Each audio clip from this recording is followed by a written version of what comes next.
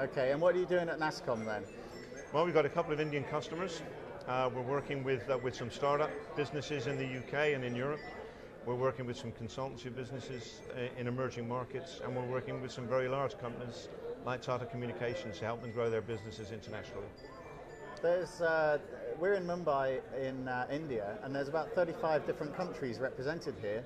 But I know that you've worked with a lot of Brazilian companies in the past, and I haven't seen anybody from Brazil here. No, it's a bit of a mystery, isn't it? Apex are here, the Brazil Export Agency, but only as a delegate. There is no I don't know, slot. There are no people. There are no speaking delegates. There are no booths. No representation. A complete mystery, you know. And if we go back to October, there was a big event in Rio, an innovation summit, which was Brazil, India, and South Africa, who signed a software development agreement jointly. You'd think that they would be here now, and it's a mystery to me as well. I don't really understand why Brazil has failed to be here at all. Yeah, I mean, when people are talking about lots of different geographies, you still hear people referring to the BRICS, and you know, Russia has sort of gone down a bit in everyone's estimation. Everyone's still talking about China as being very much focused on the Chinese market. There's still problems there. So really, you'd think all eyes would be on Brazil.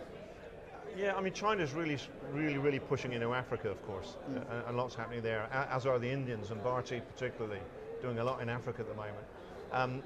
Brazil's still the place, though. I mean, it really is. If you look at it as a nation growing, unemployment's dropping, middle class is growing, and then if you write into that, the events that are happening, the big sporting events, not just the Olympics and the World Cup, but several others, and the business itself, oil, and what's going to happen with that, based out of Rio, and what they do already as exports, growth in infrastructure. I mean, there's no national railway system in Brazil, and there will be.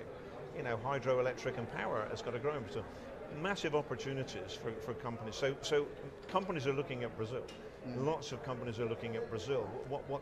What's dangerous for Brazil is that those companies are going to come and buy Brazilian IT companies to get their presence, rather than start from scratch. And as we saw, CPM Braxis went last year. I think there's a few others that are likely to go, and the Brazilian companies need themselves to start looking outside and expanding and getting out to the world. So do you think that, I mean, the problem is that they've got so much business within Brazil that they just haven't had the appetite to export? I'm not sure that's true, really. I mean, if you look at the biggest Brazilian IT companies, I don't think there's one of them that's doing over $1 billion. So they're not massive.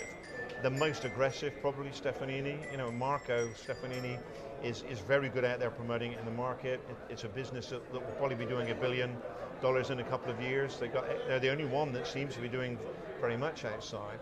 But there aren't really any big Brazilian IT companies. There should be, and they should be looking at acquisition themselves. And as I said, the danger is that they will all disappear because people will go by them.